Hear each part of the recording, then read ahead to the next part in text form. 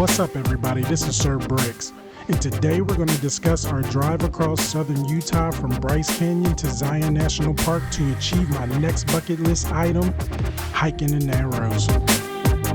We stayed in an Airbnb in Tropic, Utah, which was in close proximity of Bryce Canyon.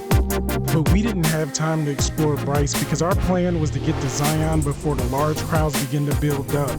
So what we did was explore the overlooks of Sunset and Inspiration Point to view the hoodoos.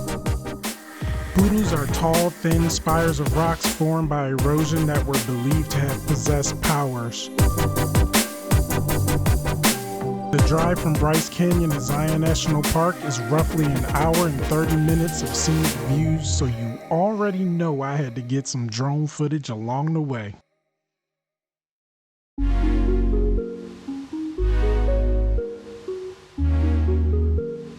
We reached the entrance of Zion National Park 2.5 hours later due to my multiple stops for drone footage, and began a scenic drive on the most beautiful road I've ever driven, Mount Carmel Highway.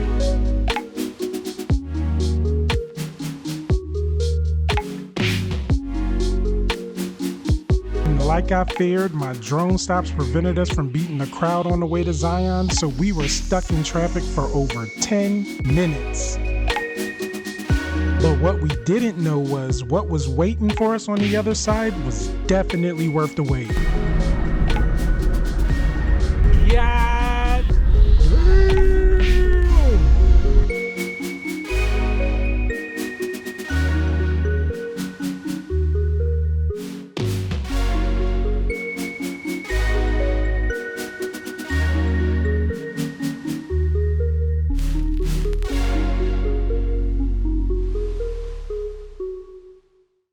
Due to the various flash flood alerts, I went to the visitor center to check and see if I could even hike the Narrows that day.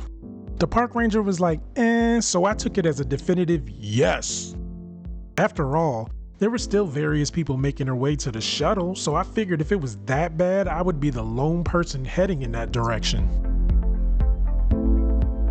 The entrance of the Narrows was at the far end of the park at the Temple of Sinueva, so I had to shuttle through the entire park to get there. Along the way, we saw Angel's Landing, another bucket list hike of mine for the future, even more dangerous than Bright Angel Trail. From the Temple of Sinueva, we had a 1-mile walk along Riverside Walk to the main entrance of the Narrows.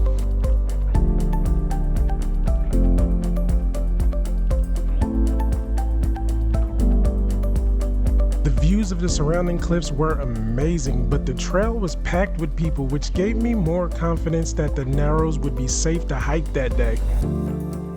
Now, this was less than 48 hours after our hike on the Bright Angel Trail at the Grand Canyon in Arizona, so we were still sore after that 13-hour hike. This was going to be a solo hike for myself, while my wife, she needed to recover. In retrospect, I booked the two hikes way too close to each other without even considering recovery time. But there was no way I was going to skip this opportunity, so I set off on my journey aching and without trekking poles. Dummy. And who would have guessed? The water at the Narrows looks just like the water at the Colorado River at the Grand Canyon. 042. This made the hike twice as difficult because now I couldn't see the boulders on the riverbed and I didn't have trekking poles to assist. Oh yeah, and by the way, I had camera equipment, food, and my phone in the backpack, so if I fell, all of those items would have been done for. After wading through waist-deep water for about a half a mile, I finally made it to the entrance of Wall Street, which was my goal for the hike.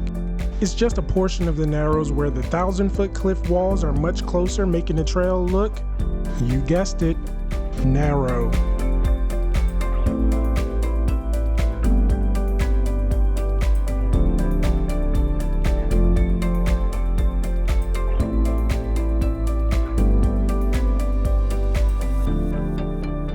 And this wraps up yet another bucket list item that I had been preparing months for.